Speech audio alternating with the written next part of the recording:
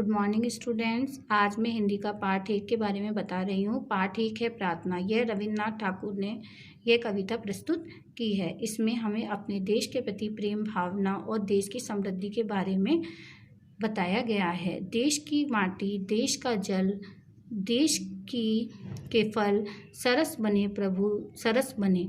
इसमें देश की मिट्टी, देश का जल, हवा, फल सब कुछ देश का है, इसलिए हमें उसको सरल बनाने की कोशिश करनी चाहिए। देश के घर, देश के घाट, देश के वन, देश के बाट सरल बने प्रभु सरल बने।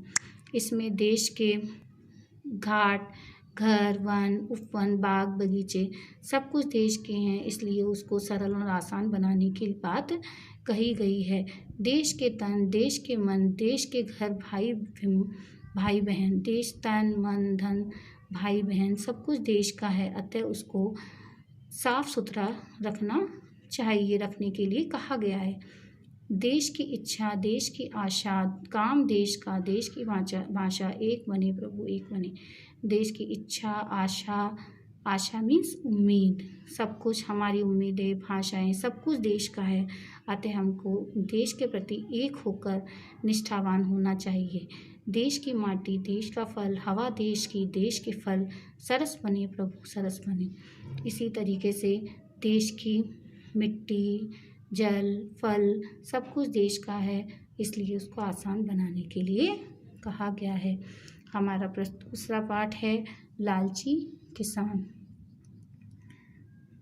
एक गांव में एक निर्धन किसान रहता था। उसका नाम हीरा था। दूसरे के खेतों में मजदूरी करता था। किसी प्रकार वो 2 समय का भोजन ही जुटा पाता था। इस तरीके से उसके दिन बीत रहे थे। एक दिन उसके दरवाजे पर एक साधु आया। अपने दरवाजे पर एक साधु को आया देखकर किसान ने हाथ जोड़कर उसको प्रणाम किया और साधु भूखा प्यासा लग रहा था। किसान ने साधु को कहा, महाराज, मुझ गरीब की कुटिया में पधारिए और रूखा सूखा जो कुछ है उससे अपनी भूख मिटा लीजिए।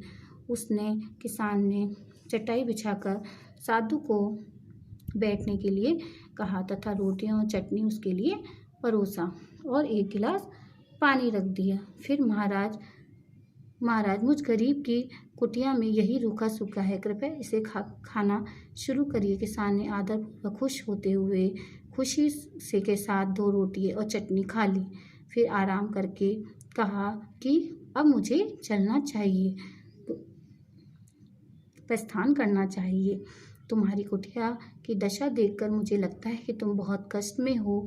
मैं तुम्हारे निस्वार्थ आदर से बहुत प्रसन्न हूँ, इसलिए मैं तुम्हें एक सोने की मुर्गी दे रहा हूँ, जो सोने की डेली एक सोने का अंडा देगी। किसान ने प्रसन्न होते हुए वह सोने का अंडा देने वाली मुर्गी ले ली। फिर साधु को श्रद्धा के साथ चरण स्पर्श किया और आशीर्वाद लेने के लिए चरण स्पर्श किए।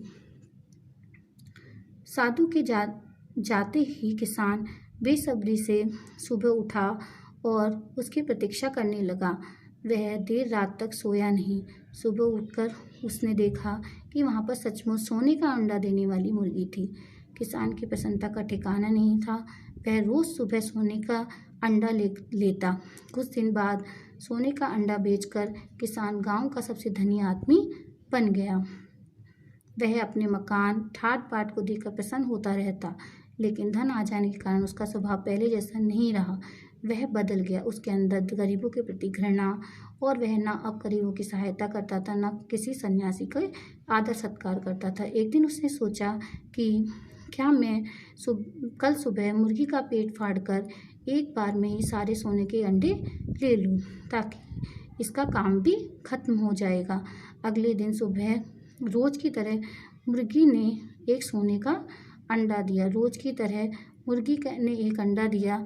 किसान ने सोने का अंडा उठाकर एक तरफ रख दिया। फिर उसने योजना अनुसार मुर्गी पकड़कर चाकू